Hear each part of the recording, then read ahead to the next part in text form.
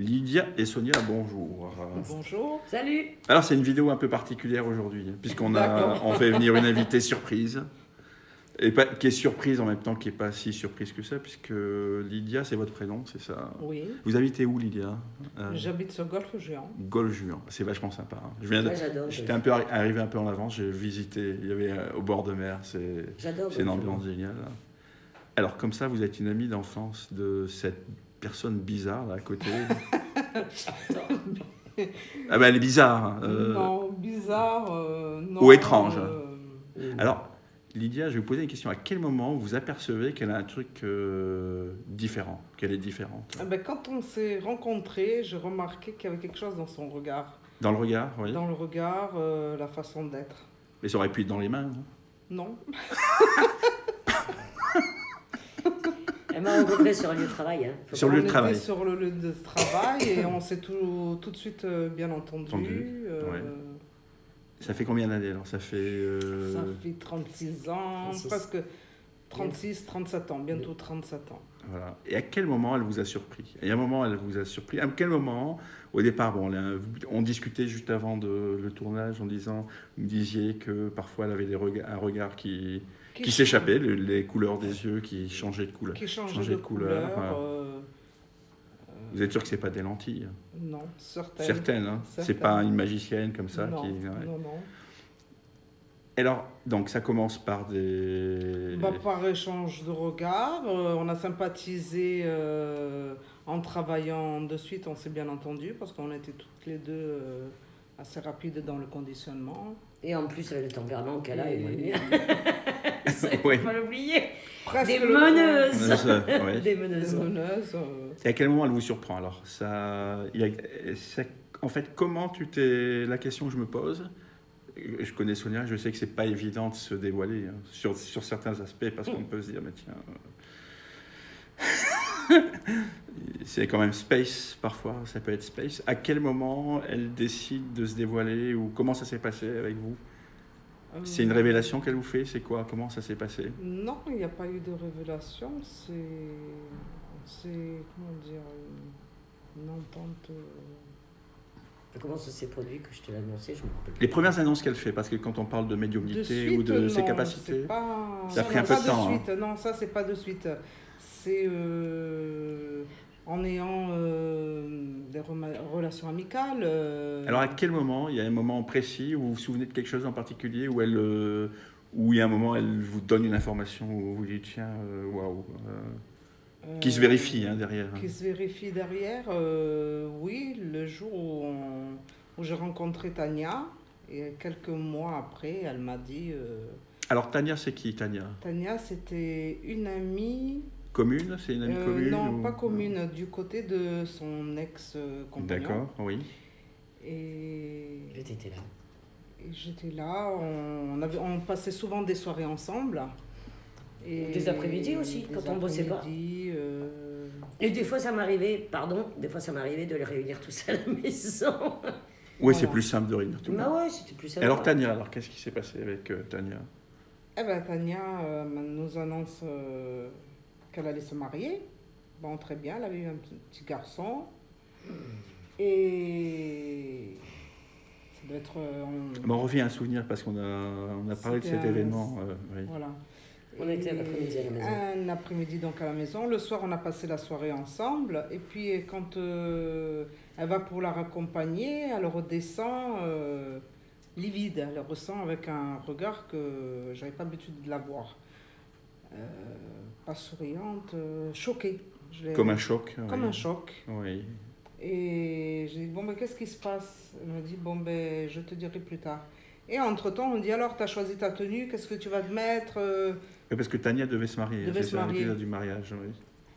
Elle me dit, non. Parce qu'elle n'arrêtait pas de me dire, alors, qu'est-ce que tu mets? Qu'est-ce que tu Qu'est-ce que tu as choisi? Oui, c'est une préoccupation. Voilà, oui. alors... Et je répondais pas. Elle répondait pas. Tout le monde me parlait de ce qu'ils allaient mettre, moi je répondais pas. Elle me dit rien. Je dis, comment rien? Tu vas pas alors? Je la comprenais pas à ce moment-là. Et c'est là qu'après elle me révèle, il n'y aura pas de mariage. Et alors comment vous réagissez dans ces cas-là? Vous dites, mais...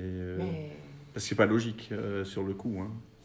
Oui, c'est pas logique et c'est à partir de là que tout a commencé, qu'elle m'expliquait petit à petit les choses. Donc c'est là qu'elle s'est vraiment dévoilée. Voilà, c'est-à-dire qu'en fait, voilà. Avant, vous ne saviez pas que...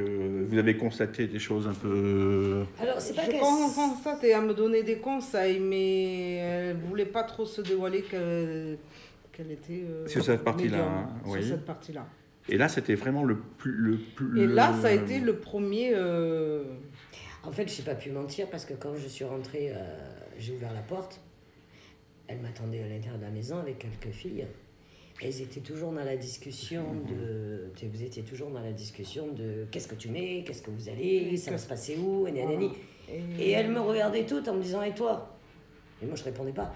Et je voyais qu'elle, en fait, en passant la porte, c'est toi qui m'as fait la réflexion en me disant t'as une tête de déterré. Toi à ce moment-là, Sonia, alors je suis curieux, tu réalisais, je crois que tu avais posé déjà la question antérieurement, mais là, dans l'espace là où tu quittes ton ami, tu rejoins tes autres amis, tout à fait. dans un cercle où au départ c'est amical. joyeux, amical. Très très joyeux, rigolo. Et dans le temps de descendre là, de l'accompagner, de la revenir, et on a vu qu'elle avait changé. C'est un choc, ça te choque que tu reçois une information. C'était l'heure de partir, quoi. C'était comme si c'était l'heure. Non, comme si je m'étais disputée. Elle me dit mais qu'est-ce qui s'est passé? Il s'est passé quelque chose, vous l'avez ressenti. Oui, on l'a ressenti, on a dit bon ben il y a quelque chose qui va pas. Toi tu es en état de choc en fait. Parce qu'elles m'ont demandé, tu m'as demandé, et toi la première m'a dit mais vous êtes disputé ou quoi? Je dis pas du tout.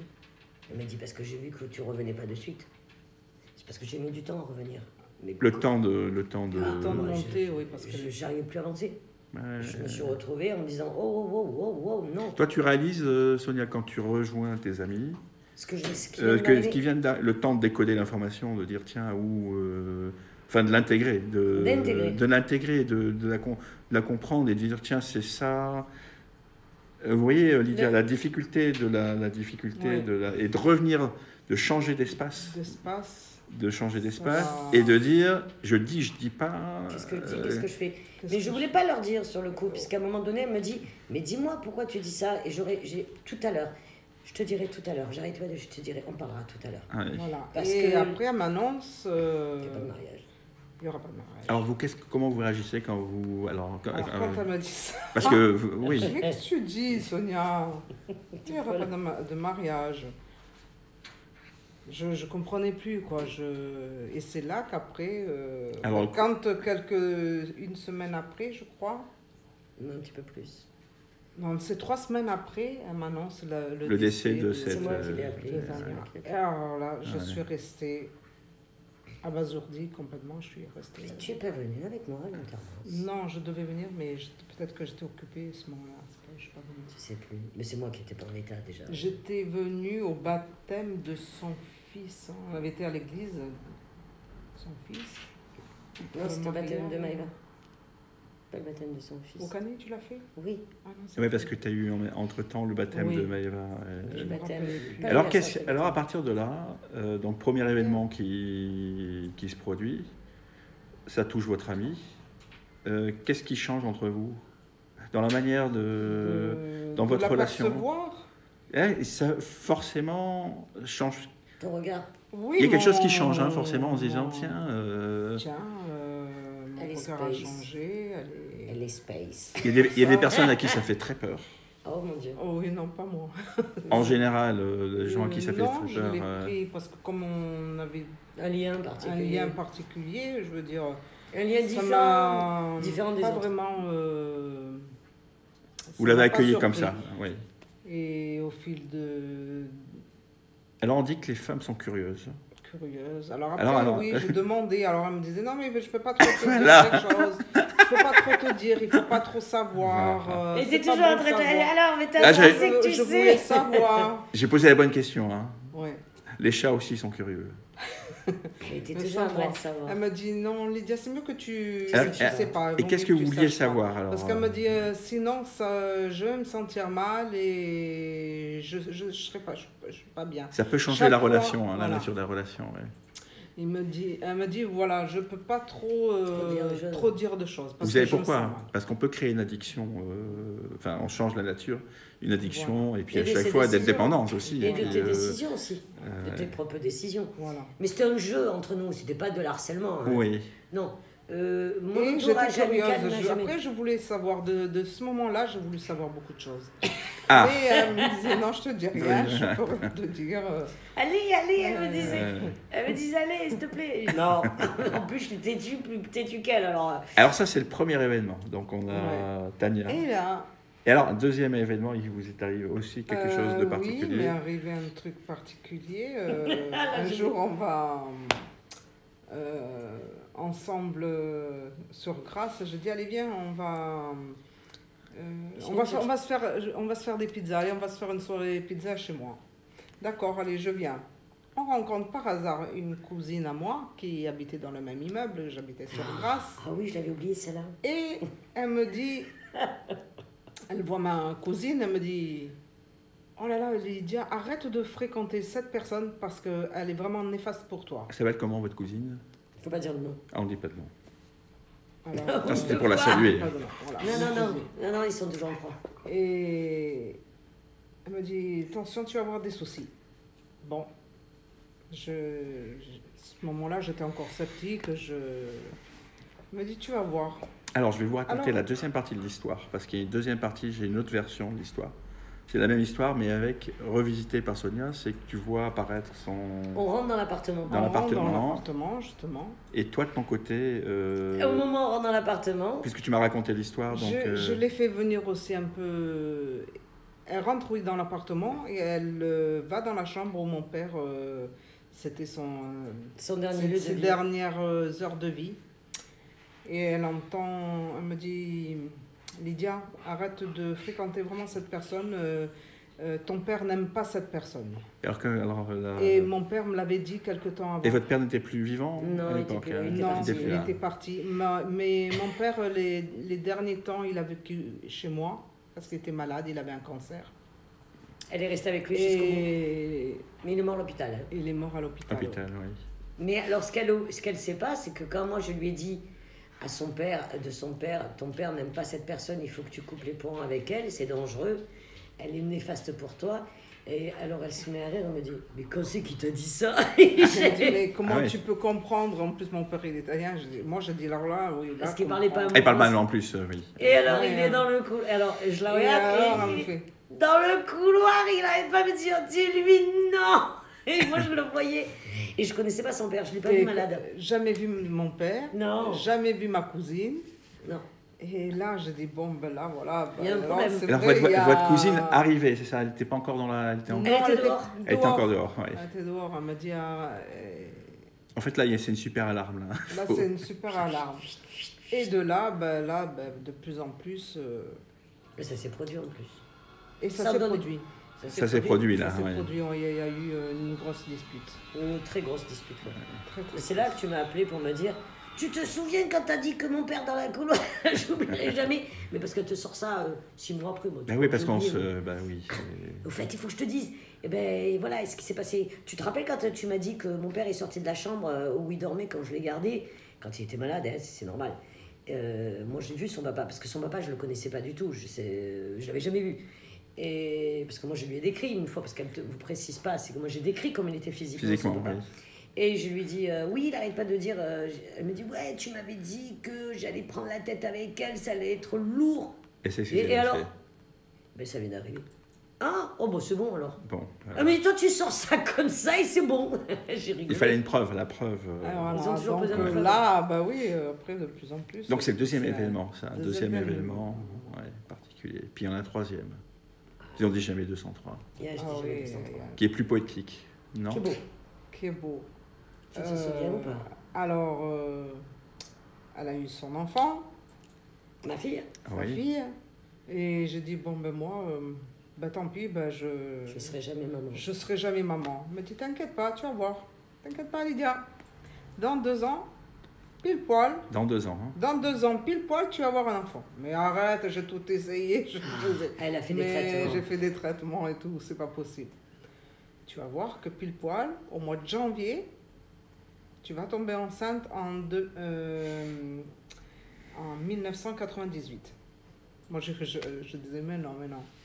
Mais un peu, T'y crois, j'y croyais. Mais elle met de côté, c'est un peu normal. Je mets un peu de côté, je dis, Puis j'y croyais.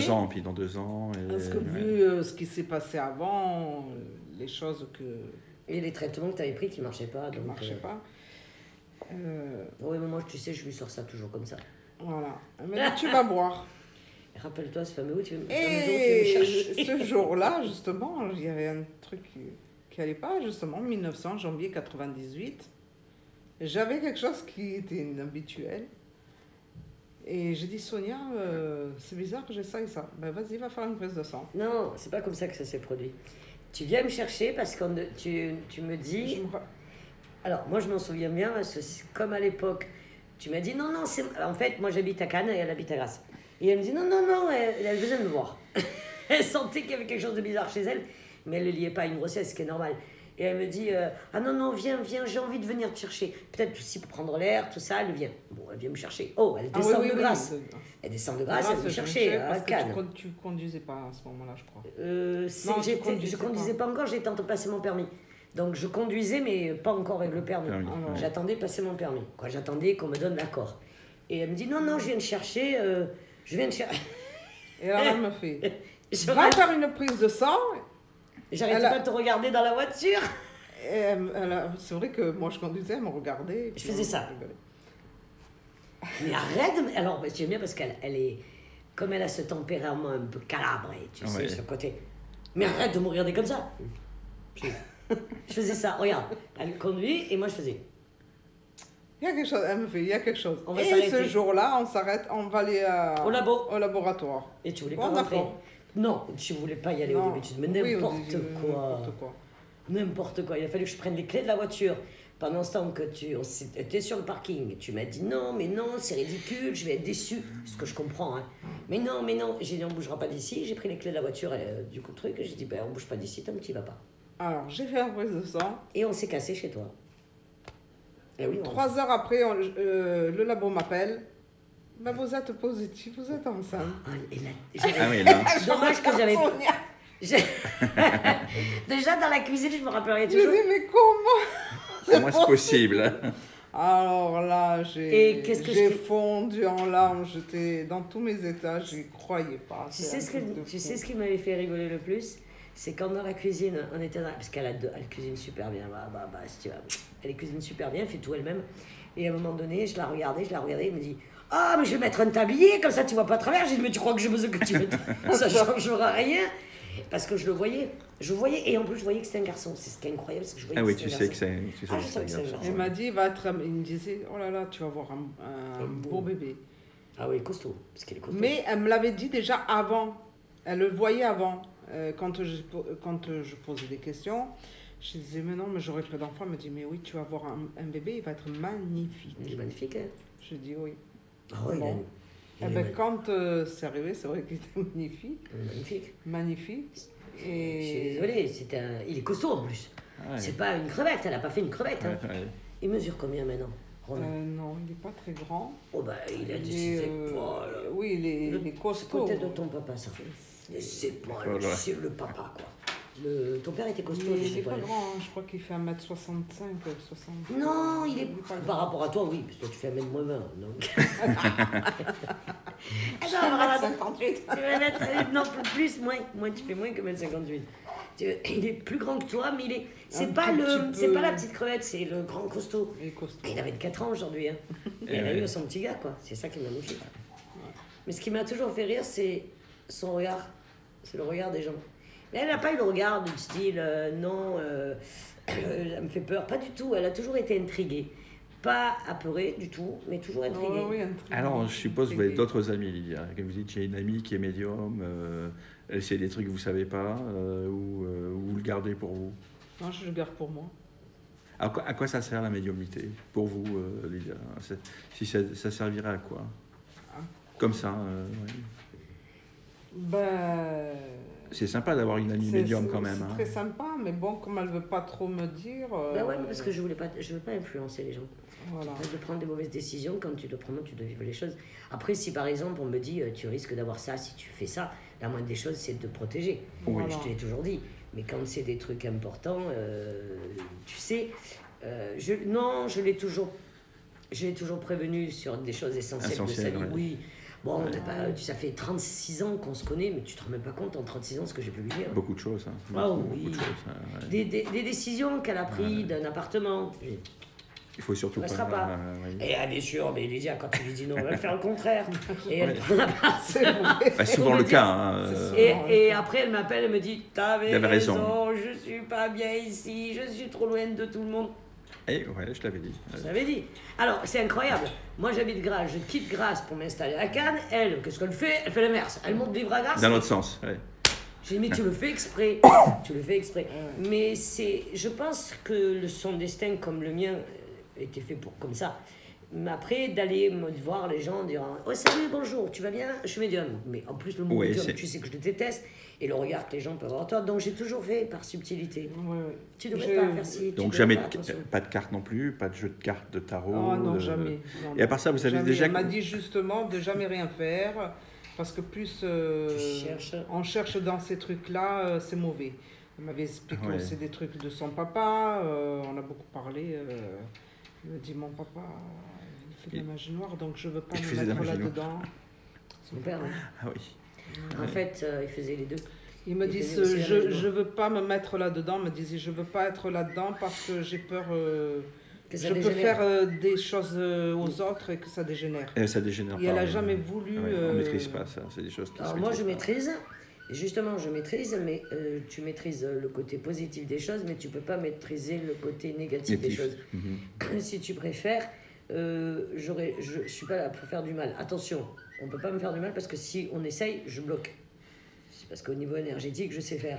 Mais j'ai jamais voulu dire allez les enfants, on se met tous autour d'une table chez moi, je l'ai jamais fait. Non, jamais. Allez, je vais faire la grande ouais, vous avez vu moi ça. Non. T'aurais pu le faire, mais elle m'a dit non Lydia, faut pas rentrer là-dedans. On m'a souvent demandé. J'ai même vu quelqu'un vouloir le faire et que ça s'est retourné contre elle. Pas toi, mais une fille que je connaissais qui a voulu le faire et que ça s'est retourné contre elle. Ça, c'était hors de question. Elle me disait oui, c'est vrai que tu veux me demander plein de choses, mais je te dirai rien. Elle m'a toujours. Donc alors pour finir, alors vous y croyez ou vous y croyez pas? On y croit, il faut y croire ou pas? Énormément, j'y crois. Oui. Énormément. C'est important d'y croire ou? Il y a quelque chose. Il y a vraiment quelque chose. Hein. Oui. Quand elle vous parle de votre père, ça a dû être quand même un. Qui parlait pas français en plus. Ça a dû être un. Français, oui, c'est de là que. Ça, c'est étonnant. J'ai aucun doute. Hein, Alors, tu te rappelles sur quoi que Surtout que je lui avais posé une question un jour en disant mais si tu étais en Chine ou dans quelle langue il parle. Il m'a posé une question, quand quelqu'un parle la langue étrangère et pas la mienne, bon, attention, je comprends l'italien, mais le calabrais, c'est une langue qui est un peu plus complexe. Et quand son père m'a parlé, moi je l'entends, même s'il parlait pas un mot français, parce qu'on peut dire oui, bonjour, il savait dire bonjour. Mais quand il s'est adressé à moi, je compris exactement ce qu'il m'a dit. Et il ne me l'a pas dit en italien. C'est vrai que je sais comment tu peux parler, communiquer avec une personne que tu n'as adapté. jamais connue. Et Jamais que c'était une surprise. Mais oui, mais pour lui, c'était important que je te transmette sa fille. Sûrement, oui. Et contrairement à ce que parce que ça aurait pu être très il était fier grave, d'être ton père. Ça aurait pu être très grave. Je pense qu'on va en rester là, puisqu'il fait déjà, on a un petit épisode sympa. En général, on conseille d'appuyer sur les pouces. Oui. Les pouces, les abonnements, faire circuler. Et puis, Lydia, moi, je vous remercie pour ce témoignage authentique et puis il est vrai. Voilà, et vrai. Et qu'est-ce qu'il faut vous souhaiter maintenant? Le meilleur. Hein. Merci. Le meilleur. Et écoute, Sonia, tu as des choses à dire ou pas? On va saluer tout le monde. On salue tout le monde. Bon voilà, vous avez vu, c'est un témoin, alors plus de longue date, très longue date. Il n'y a pas de magouille, il n'y a que de l'authenticité. On se connaît, les gens qui me connaissent la connaissent aussi. Ils savent très bien que si Lydia a quelque chose à dire, elle le dit. Elle le dira, oui. Voilà. Merci à tout le monde. Et merci puis, à tous. Merci. À très vite pour un prochain épisode. Au revoir. Comment on dit en calabrais? Ciao, ciao. Ciao, ciao. Ciao, ciao. Ciao. Baci. Non, c'est l'italien qui dit baci. Voilà. Bye bye. Bye bye.